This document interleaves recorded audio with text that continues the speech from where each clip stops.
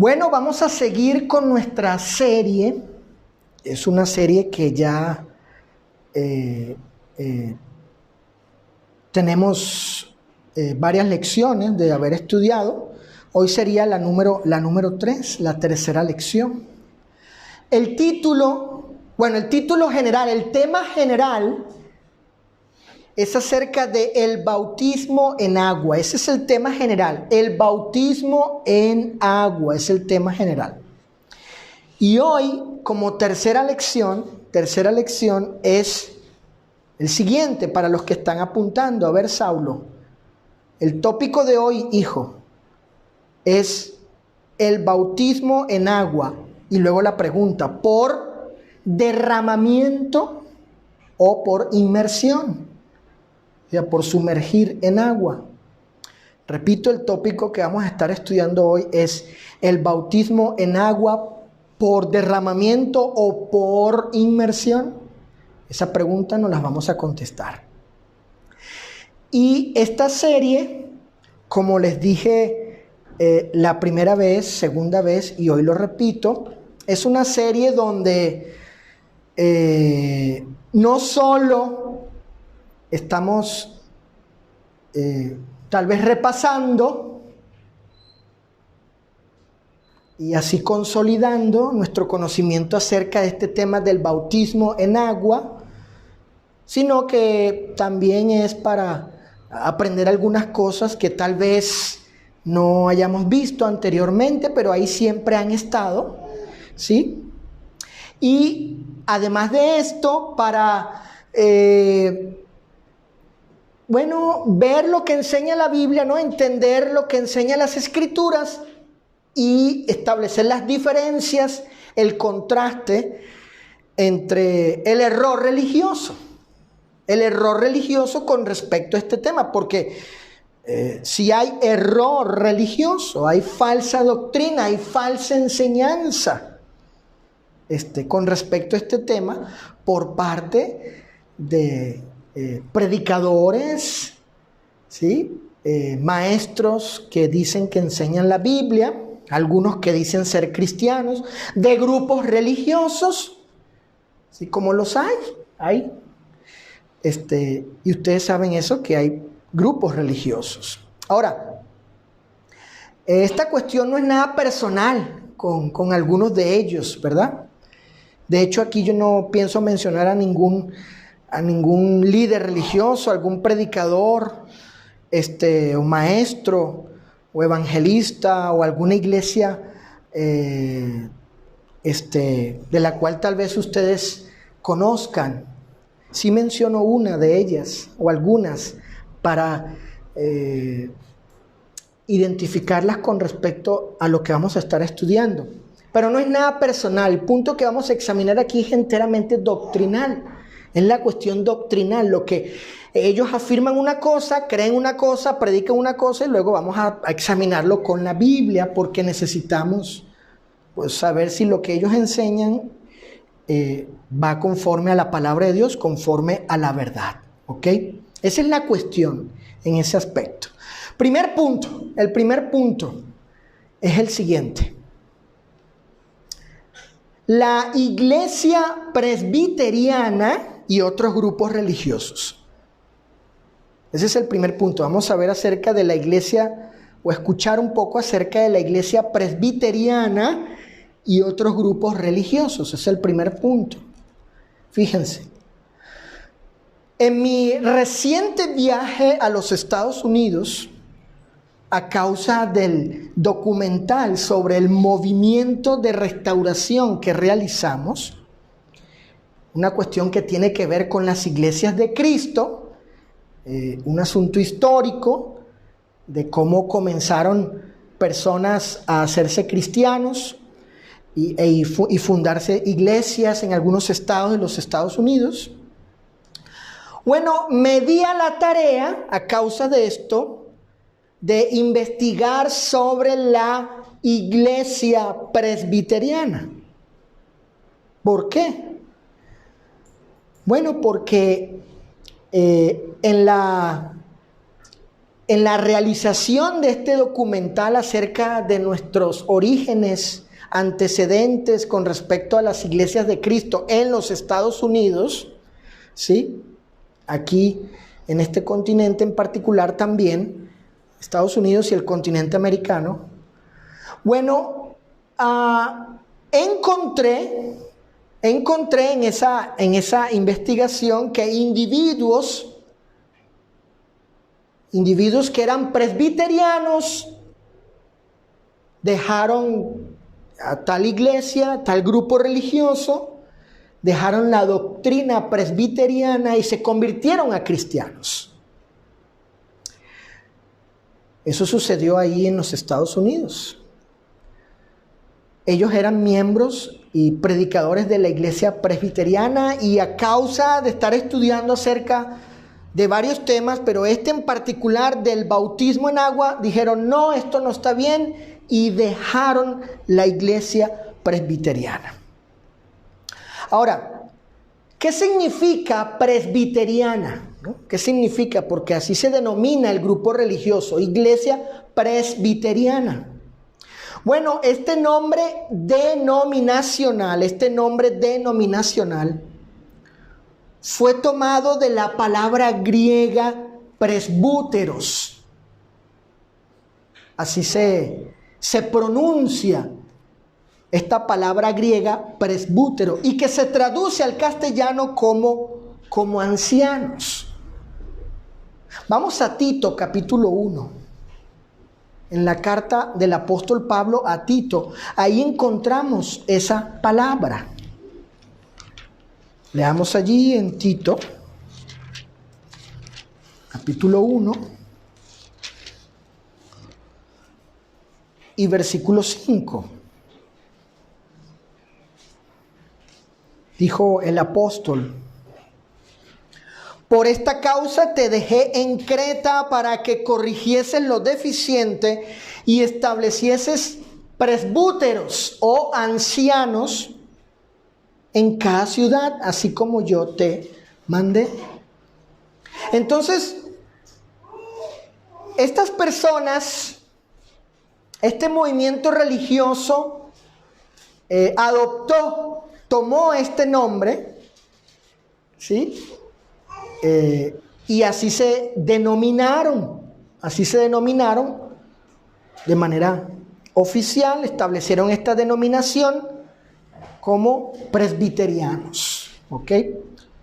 Aquí en castellano la palabra es ancianos, pero en el griego es presbúteros, que también ha llegado a pronunciarse como presbíteros, ¿ok? De ahí toman ese nombre. Miren, la historia de la iglesia presbiteriana, ella explica, su historia, que, bueno, tomaron este nombre porque llegaron a creer en el gobierno de los ancianos como sistema de liderazgo para las iglesias. Sí, porque el Nuevo Testamento enseña que cada iglesia local debe ser dirigida, liderada, gobernada por un grupo de presbíteros o presbúteros, según la palabra griega, o de ancianos en castellano. Aquí no hay tales, en esta congregación, aquí en San Nicolás, pues no tenemos presbíteros o ancianos, porque no hay hombres que califiquen para tal oficio. O sea, hay ciertos requisitos para llegar a ser ancianos, ¿ok? Eso lo enseña el Nuevo Testamento, y el pasaje que ustedes acaban de leer precisamente dice eso. Dice Pablo que establecieses ancianos en cada ciudad. Esa frase es representativa, se refiere a cada iglesia, ¿ok?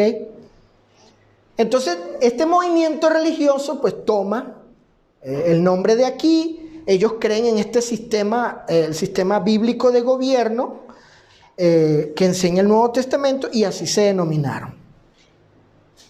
Miren, esta denominación religiosa proviene del movimiento de la Reforma que inició con Martín Lutero en Alemania. y se extendió este movimiento religioso. La iglesia presbiteriana se extendió hasta Escocia, Inglaterra, Irlanda, Estados Unidos y en el resto del mundo. Y tiene como principal fundador a un ex sacerdote católico escocés llamado John Knox. Así se llama, John o Juan Knox.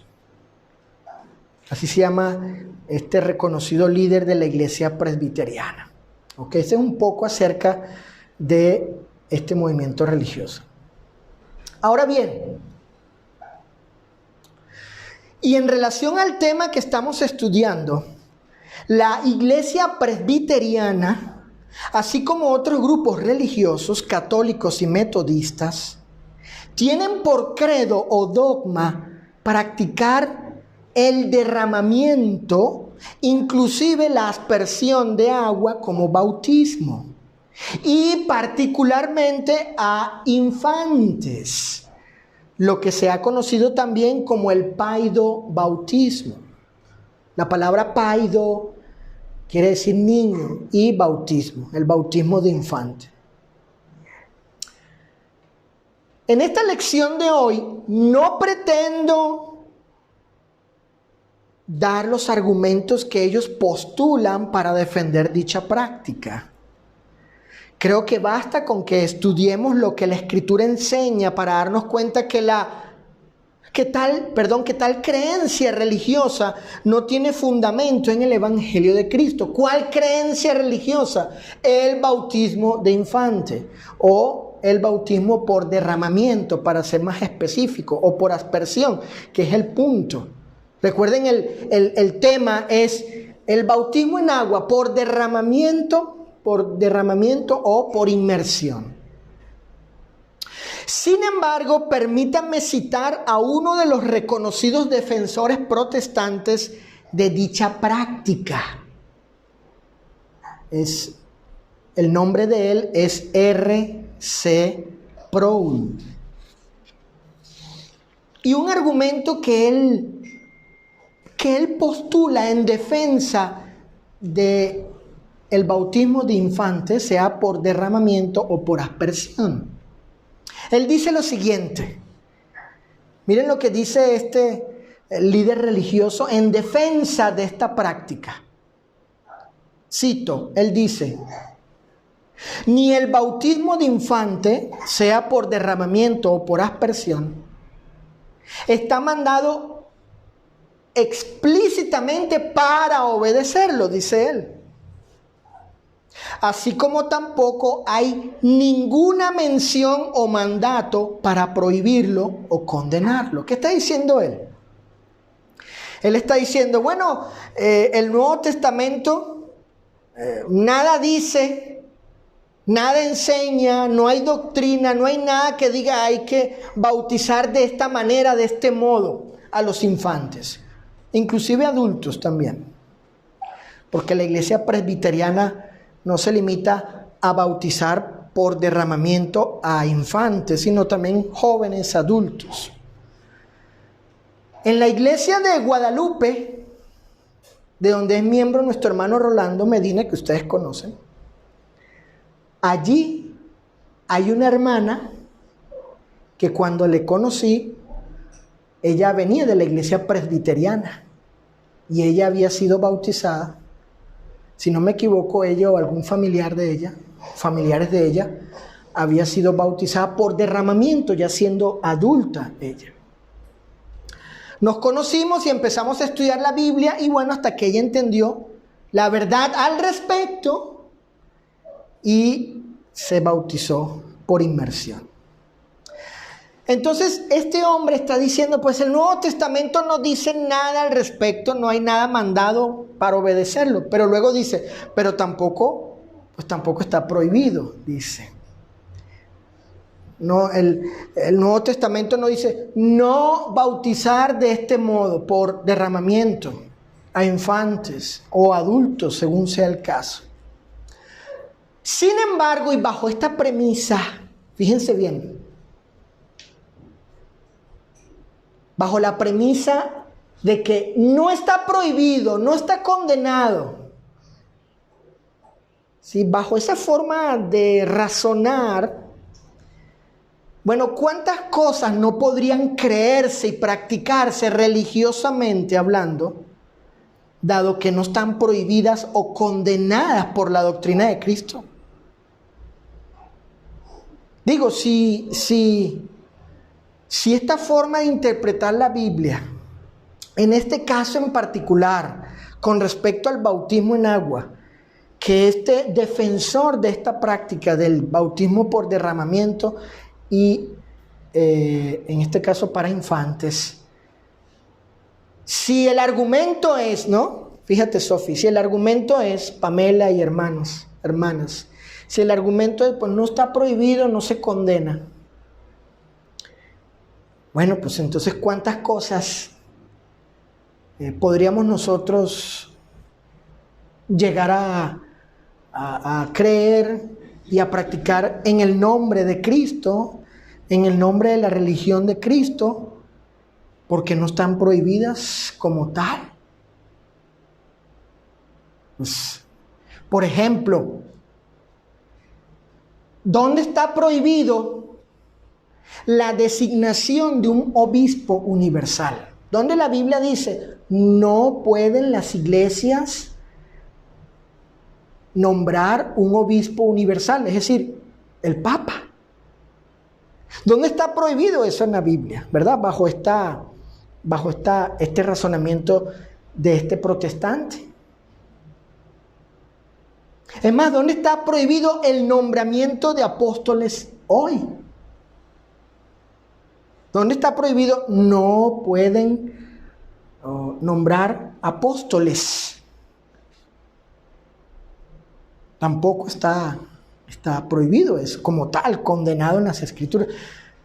¿Dónde está prohibida la música instrumental en la alabanza? ¿Dónde dice el Nuevo Testamento, no podéis o no tienen la autoridad de usar música instrumental? Un órgano, una guitarra. En la alabanza, ¿dónde? No está, no. El Nuevo Testamento no prohíbe tal cosa como tal. Me refiero a que haya una declaración explícita, expresa, que diga no usar instrumentos musicales. Está condenado el uso de instrumentos musicales. ¿Dónde está prohibido o dónde se condena tomar la cena del Señor en sábado, por ejemplo? ¿Dónde está prohibido o dónde se condena que la colecta que se recoge cada domingo, las ofrendas, según la Reina Valera 60, las contribuciones que se recogen el domingo, ¿dónde está prohibido o dónde está condenado que se tomen de ellas para los que no son santos, para los que no son cristianos?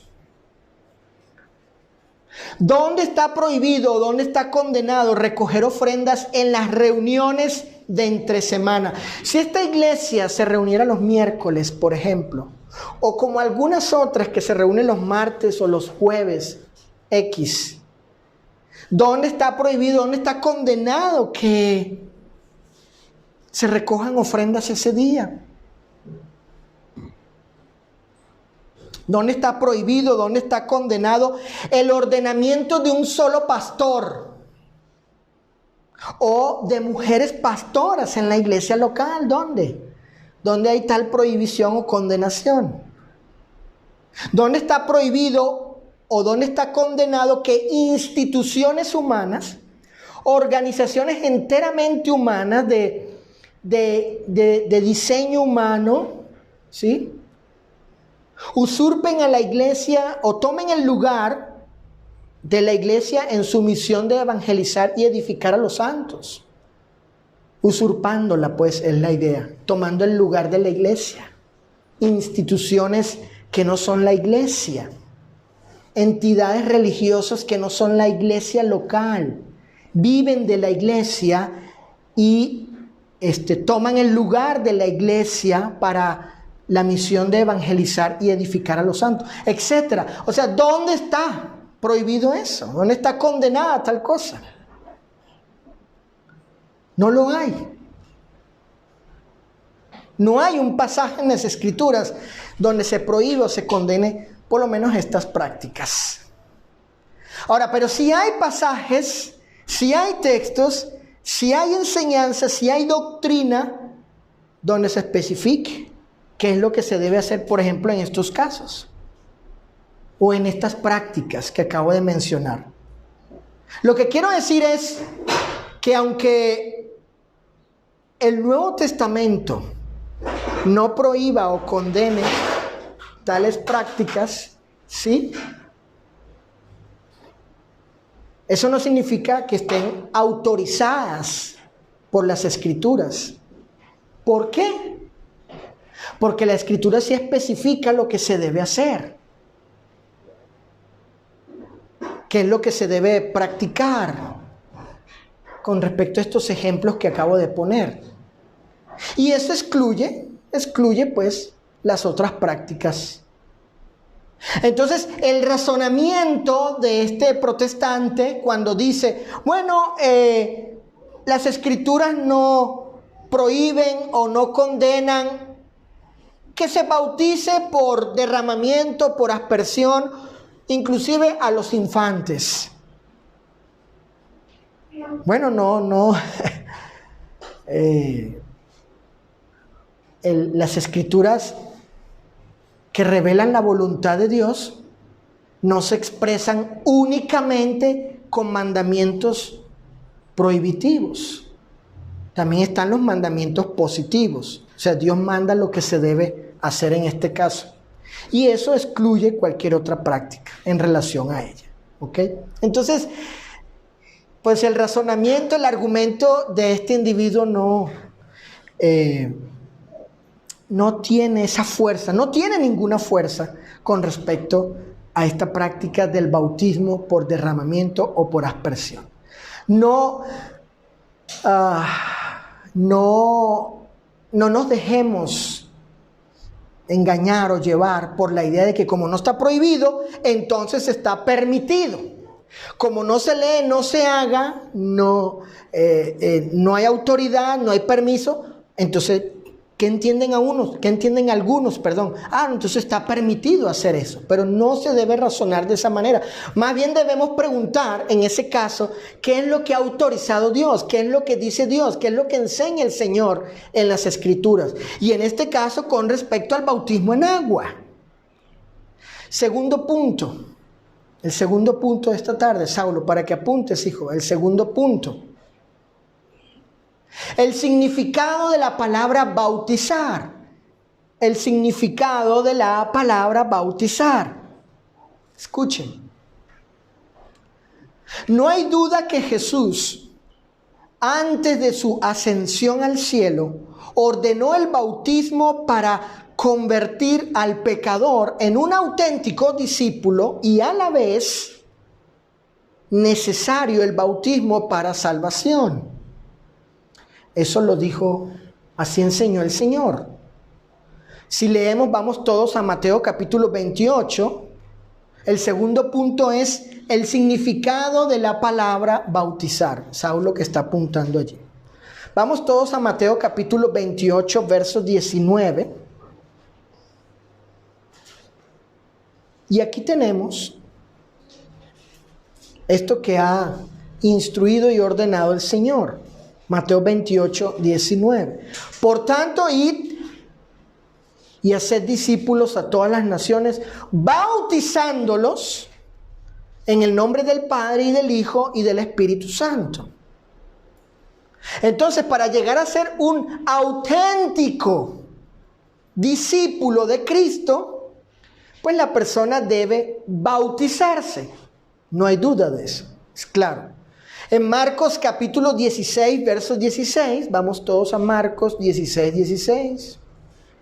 Dice la Escritura, el que creyere y fuere bautizado será salvo. Así dice el texto. El que creyere y fuere bautizado será salvo. Entonces, para que una persona llegue a ser salva, ¿sí?, de la condenación eterna, bueno, esa persona debe creer y ser bautizada. Entonces, ciertamente Jesús habla o habló, enseñó, ordenó el bautismo. Según el apóstol Pablo, este es un bautismo, el bautismo de la comisión, de predicar el evangelio, como en el caso del africano que ya leímos al principio. Se le enseñó el evangelio y entendemos que cuando Felipe le enseña el evangelio, pues Felipe obviamente, haciendo caso a lo que, en obediencia a estos pasajes, a la palabra del Señor, de Jesucristo, pues le enseñó acerca del bautismo, de modo tal que cuando el africano, el de Etiopía, ve el agua, la reacción de él es: bueno, aquí hay agua, ¿qué impide que yo sea bautizado? Porque él supo, sin duda alguna, que para hacerse un auténtico discípulo y para ser salvo, debía bautizarse en agua. Entonces Pablo, vamos todos a Efesios capítulo 4, verso 5. Efesios 4, 5. El apóstol Pablo habla allí del un bautismo. Veamos cómo dice el pasaje. ¿Cuál es ese un bautismo?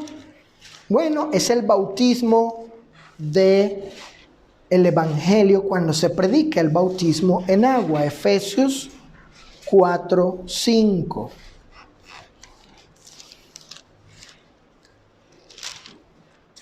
Dice la Escritura: un Señor, una fe y un ¿qué? Y un bautismo. Ese bautismo es el de la comisión, el que en Mateo 28, 19 y Marcos 16, 16 leemos, el un bautismo. El que ordenó Cristo. No hay otro sino este en cuanto al bautismo en agua para ser salvo, o para convertirse la persona en un auténtico discípulo de Cristo. Ahora, ¿qué significado tiene la palabra bautizar según su etimología griega?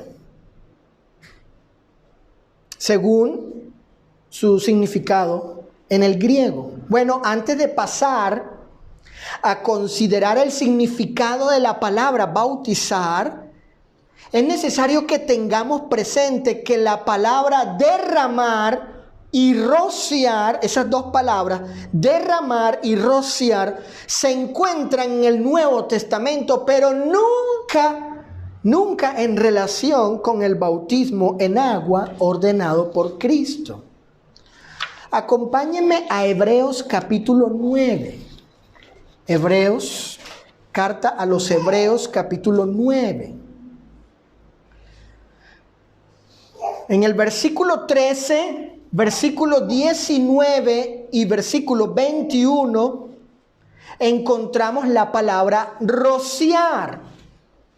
Así traducida al castellano en la Reina Valera 60 como rociar. Fíjense cómo dice Hebreos 9:13. Porque si la sangre de los toros y de los machos cabríos y las cenizas de la becerra rociadas a los inmundos santifican para la purificación de la carne. Verso 19.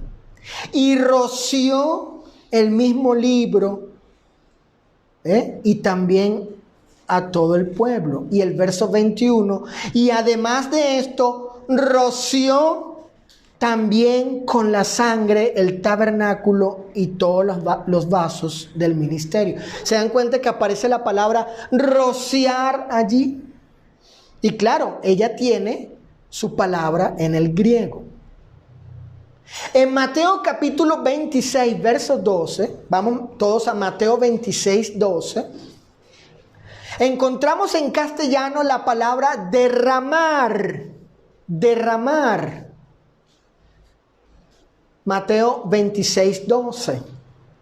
Pero como dije, estas palabras no tienen relación ni han sido usadas en el contexto del bautismo en agua. No hay lectura alguna, no hay pasaje, no hay texto en el Nuevo Testamento que diga que se roció agua sobre una persona para bautizarla en ese modo, ¿no? Ni tampoco hay otra algún pasaje, alguna lectura del Nuevo Testamento donde se diga que se le derramó agua a una persona para hacerla discípulo, para salvarla, para que entrara en pacto con Dios. No, Mateo 26, 12 dice, porque al derramar este perfume sobre mi cuerpo, lo ha hecho a fin de prepararme para la sepultura. Ahí vemos la palabra derramar. Ahora bien, escuchen. La palabra bautizar en español, como aparece en la Reina Valera 60, así como leímos en Mateo 28. La Reina Valera 60, que entiendo es la versión de las escrituras que más se usa, no es la única, pero es la que más se usa. De hecho, es la que yo tengo aquí, la que estoy usando en este instante. En Mateo 28 dijo Jesús, bautizándoles, de la palabra bautizar. En Marcos 16 dice, bautizado, el que creyere y fuere bautizado, de la palabra bautizar. Bueno, déjenme decirles que esa palabra no es una palabra traducida, sino que es una transliteración. Y como tal no comunica el significado de la palabra. No comunica. No es como estos. Está la palabra griega para rociar, y leemos aquí como ya leímos, rociar. Y sabemos, rociar, sabemos cuál es el acto allí. Derramar, leímos también derramar y entendemos también cuál es el acto allí de derramar. Pero la palabra bautizar como tal no comunica el significado, sino que es una transliteración, es decir, las letras griegas son representadas por las españolas y así se crea esta palabra, se creó esta palabra. Casiodoro de Reina, Cipriano de Valera, y muchas sociedades bíblicas, traductores, etcétera, pues no traducen la palabra como tal y la dejan así, la cual tiene cierta imprecisión, inclusive ambigüedad, ¿no? Bueno, sucede lo mismo con la palabra iglesia. La palabra iglesia es una transliteración. ¿Pero qué significa la palabra iglesia? Bueno, significa, la etimología, la raíz de la palabra es asamblea. Es una asamblea, una reunión convocada. La palabra diablo también es transliterada.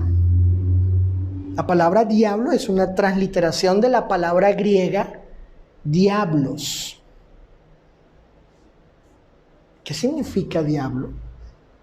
Bueno, enemigo, opositor, depende, ¿verdad? Pero con respecto a este ángel caído llamado el diablo, es eso. La palabra Cristo también es otra palabra transliterada. ¿Qué significa Cristo? Uno lee en el griego Christos y luego lee la Reina Valera Cristo. ¿Pero qué significa? Ungido. Ungido. Y así otras palabras que no han sido traducidas vertiendo el significado de ellas, sino simplemente transliteradas. Lo mismo pues pasa con esta palabra bautizar o bautismo, ¿sí? Por tal razón, conviene ir a los diccionarios léxicos y otras fuentes para conocer el significado radical y original de la palabra.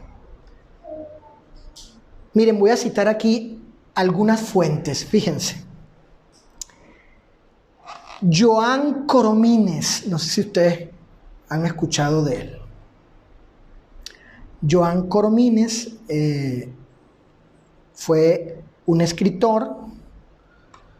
Él escribió un diccionario etimológico de la lengua castellana, muy conocido él en España, este hombre. Y él dice, la palabra bautizar significa zambullir, es decir, meter debajo del agua. Eso es lo que significa. Entonces, cuando leamos Mateo 28 y Marcos 16, donde se usa la palabra bautizar, según Joan Coromines, lo que está diciendo el Señor allí es vayan y hagan discípulos y zambúllenlos. ¿Dónde? ¿En qué? En agua. Igual en Marcos, el que creyere y fuere metido debajo del agua, zambullido. Un lexicógrafo de griego, Vine, dice que bautizar es el proceso de inmersión, fíjense, escuchen, el proceso de inmersión, de introducir, de meter, sumersión, de dejar abajo, estar sumergido abajo, y de emergencia, es decir, de emerger.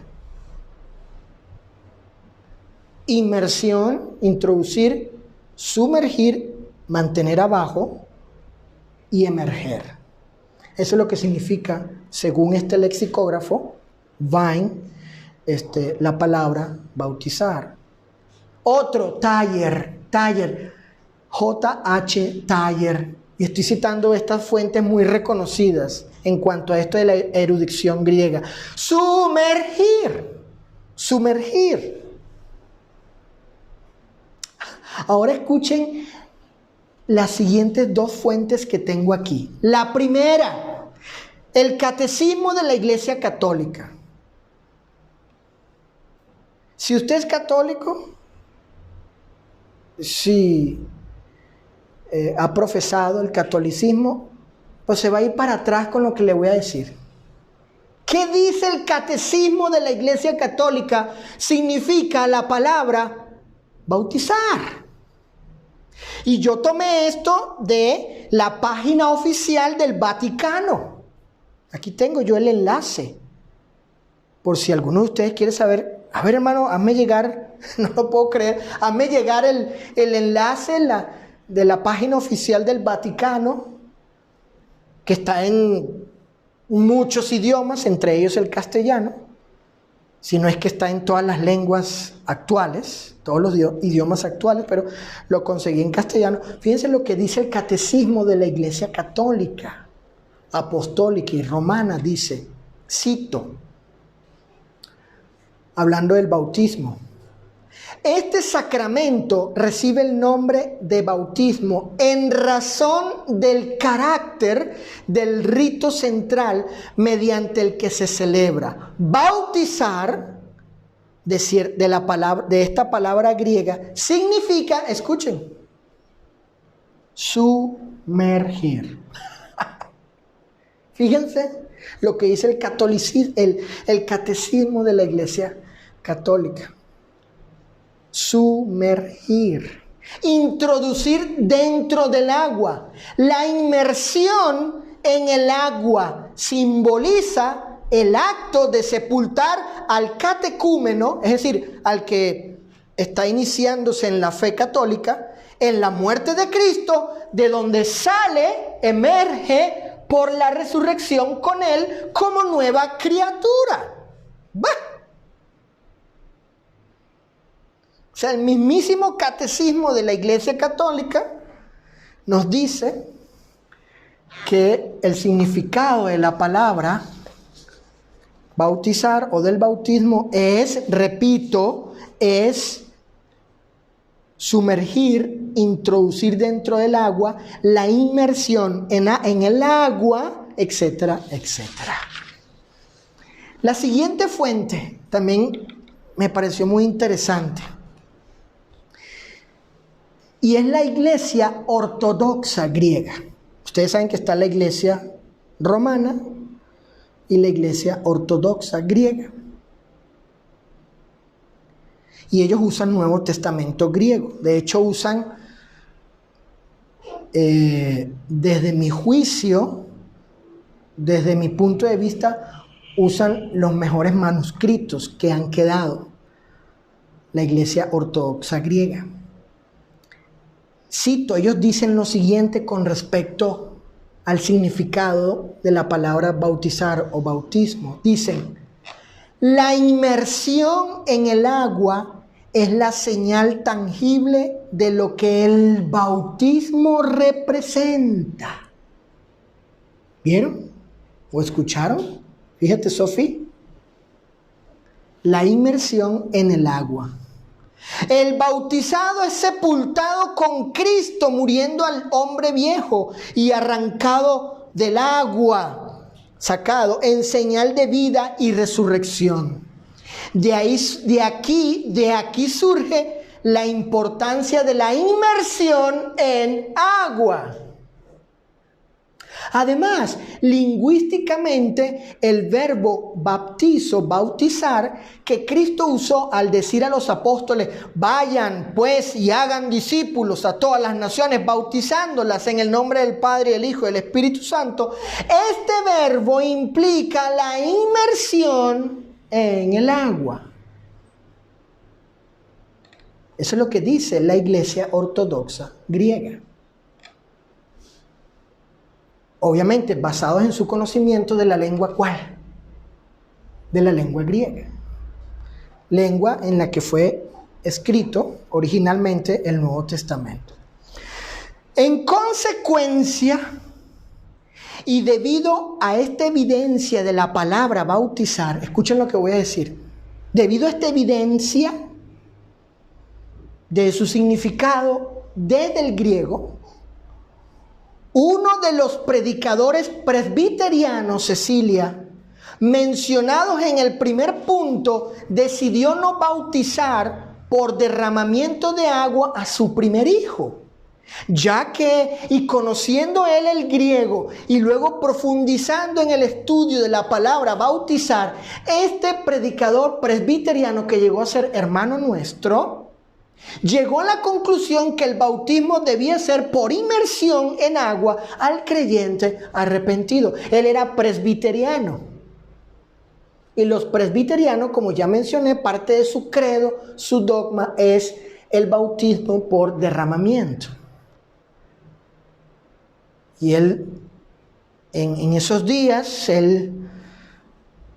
donde su papá estaba estudiando acerca de este tema, otro predicador presbiteriano, y está en esas pláticas, en esas discusiones, se casa, tiene su primer hijo, y luego llega que, bueno, hay que bautizarlo, según, ¿verdad?, la tradición, no de la Iglesia Católica, sino de la Iglesia Presbiteriana, y bajo el concepto de la Iglesia Presbiteriana de bautizar infantes.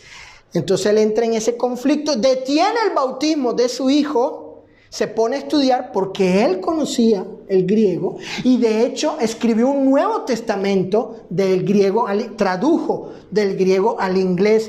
Él fue escritor de un Nuevo Testamento en inglés y detiene el bautismo. No bautiza a su hijo, sino que se bautiza a él, su papá, su mamá, su hermana y un montón de gente que era presbiteriana. ¿Por qué? Porque entendieron el significado real de la palabra bautizar. Ellos llegaron a la conclusión que el bautismo debía ser por inmersión al creyente arrepentido. Y de hecho yo estuve en el río, ahora en mi viaje, estuve en el río donde ellos se bautizaron. Ahí en West Virginia. Ahí estuve en ese río. De esta forma, tal predicador deja el credo presbiteriano para practicar, porque él fue sumergido en agua, y predicar a la vez lo que enseña el Nuevo Testamento, es decir, el bautismo por inmersión.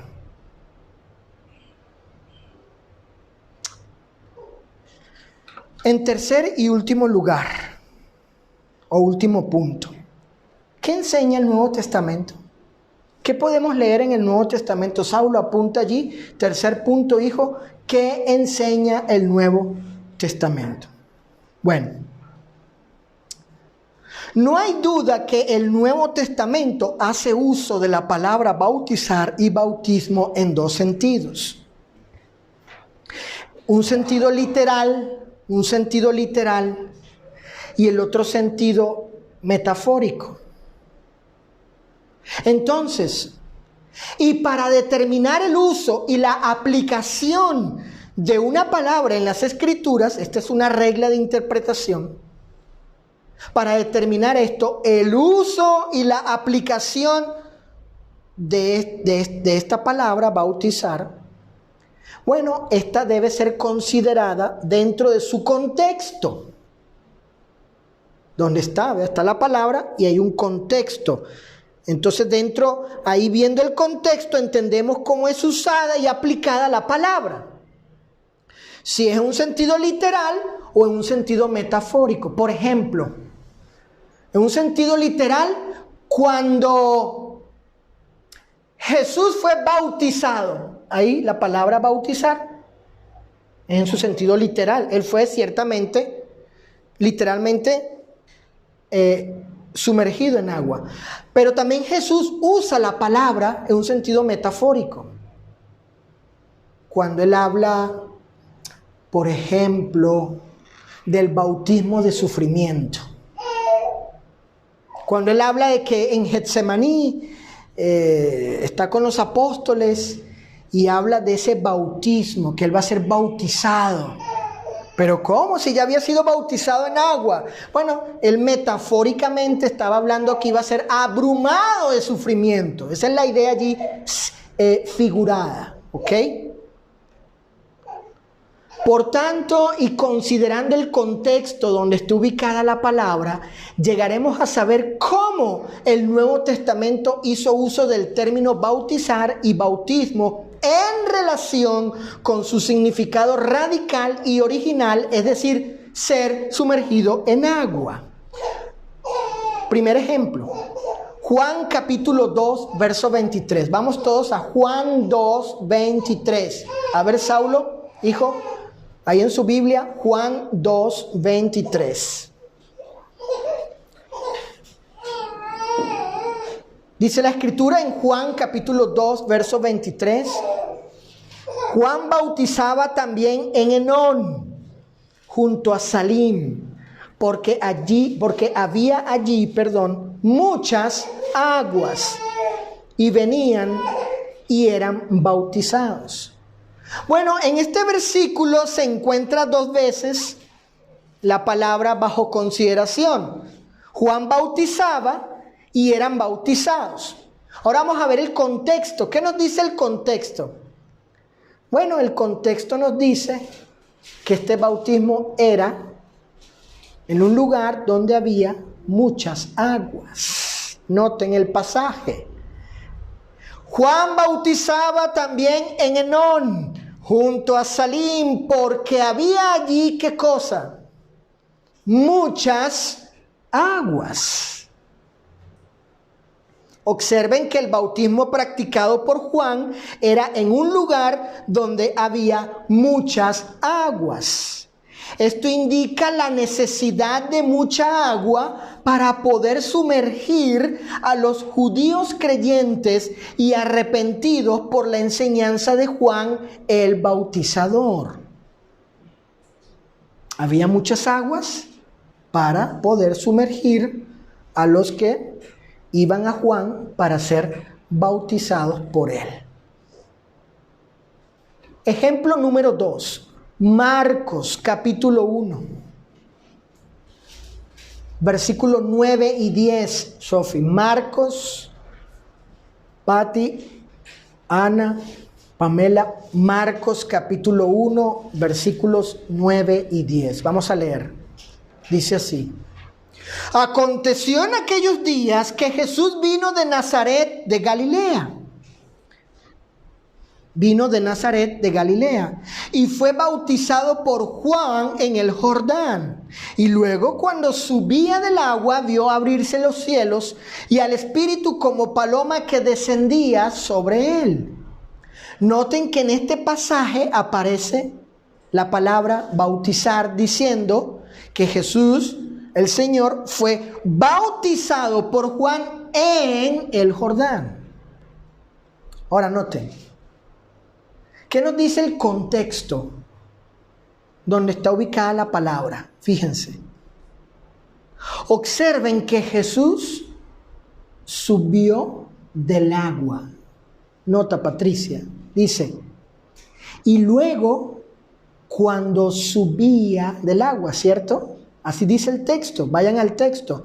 Aconteció en aquellos días que Jesús vino de Nazaret de Galilea y fue bautizado por Juan en el Jordán. Y luego, cuando subía del agua.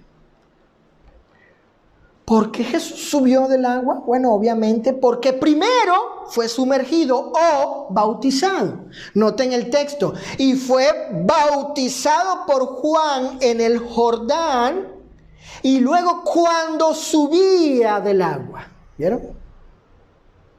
Además, noten este detalle. Observen que es la persona la que está en movimiento hacia el agua y no el agua hacia la persona.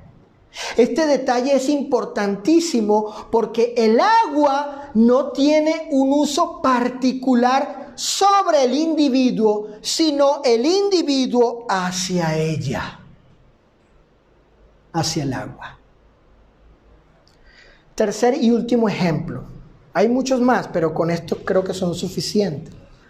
Acerca de lo que enseña el Nuevo Testamento con respecto al bautismo, el bautizar y en el contexto donde aparece esa palabra. Hechos capítulo 8, versículos del 36 al 39. Hechos 8, del 36 al 39. Hechos 8 del 36, Saulo, al 39, hijo. Dice así la Escritura. Y yendo por el camino, llegaron a cierta agua. Y dijo el eunuco, aquí hay agua. Miren cómo se especifica el elemento. ¿Cuál es el elemento? El agua. ¿Qué impide que yo sea bautizado en agua? Porque él acaba de preguntar por agua. Aquí hay agua. Se menciona ahí el elemento y luego dice, ¿qué impide que yo sea sumergido? ¿Sumergido en qué? En agua. De lo que él mismo dijo, miren, aquí hay, le dice al predicador, a Felipe. Felipe dijo, si crees de todo corazón, bien puedes ¿qué? Bien puedes ser bautizado en agua. Y respondiendo dijo el africano, creo que Jesucristo es el Hijo de Dios. Él debía tener fe y debía creer esto acerca de Jesús. No solo creer que Jesús existía, sino que debía creer que Jesús era esto, era el Hijo de Dios, algo acerca de él, que quiere decir que él era Dios mismo. Y mandó parar el carro, el africano, obviamente, él era el autorizado para ello. Fíjense, y descendieron ambos al agua, o sea, descendieron del carro al agua. Felipe y el eunuco, ¿quién? Felipe le bautizó al eunuco y le bautizó. Cuando subieron del agua, es decir, al carro, el Espíritu del Señor arrebató a Felipe y el eunuco no le vio más y siguió gozoso su camino. Escuchen. Observen que ambos descendieron al agua, pero solo el africano fue sumergido o bautizado. El texto dice, Felipe le bautizó.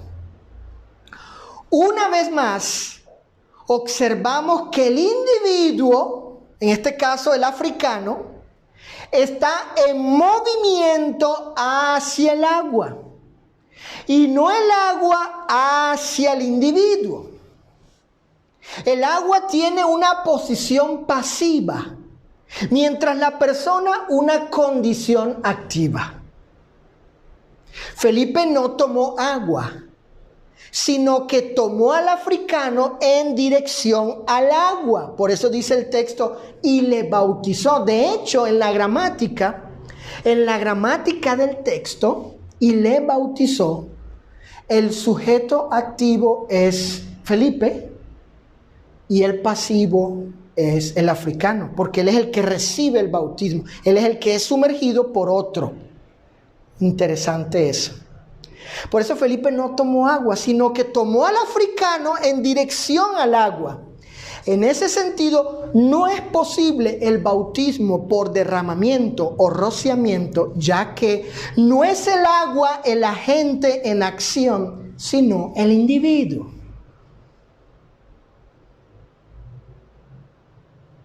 Es el individuo el que es metido en el agua, el que es introducido en el agua. Y no el agua tomada para que esté en movimiento hacia el individuo. Esos detallitos nos permiten ver lo que es la práctica en sí del bautismo, según el Nuevo Testamento. Conclusión.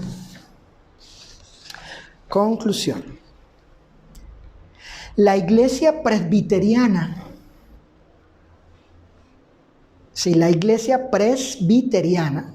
y otros grupos religiosos, aunque muy antiguos y sinceros en creer y practicar su religión, en cuanto al asunto del bautismo en agua, ellos no siguen la enseñanza del Nuevo Testamento. Son sus tradiciones, originadas por sus líderes, por influyentes entre ellos, pensadores, de sus teólogos, eruditos y estudiosos de ellos, que dijeron, bueno, vamos a creer esto y vamos a practicar esto. Les di 2 ejemplos, uno, el catecismo de la Iglesia Católica, que dice una cosa y practican otra. ¿Por qué? Porque practican lo que sus teólogos, ¿sí?, han dicho, según la tradición de ellos. Que, por ejemplo, fue heredada por mí. Yo fui bautizado por derramamiento de agua cuando tenía la edad de Gisela, menos de 6 meses. Pero no fue por mi fe, sino por la fe de mis padres. Y porque yo fui sometido a la tradición de ellos, y ellos siguiendo la tradición de sus padres y estos de la Iglesia Católica. Por tal razón, muchos presbiterianos en Estados Unidos, en el siglo XVIII, Saulo, y siglo XIX, dejaron tal religión por causa de haber conocido con más precisión la verdad, y en este caso, acerca del bautismo en agua por inmersión. Muchos de ellos comenzaron a bautizarse por inmersión para perdón de pecados, y así se convirtieron en auténticos discípulos de Cristo. La evidencia es contundente e irrefutable. El modo del bautismo es por inmersión a todo creyente arrepentido y confeso. Y así da testimonio el Nuevo Testamento. Fueron los pecadores los que iban al agua a ser sumergidos y no el agua a ellos. Por tanto,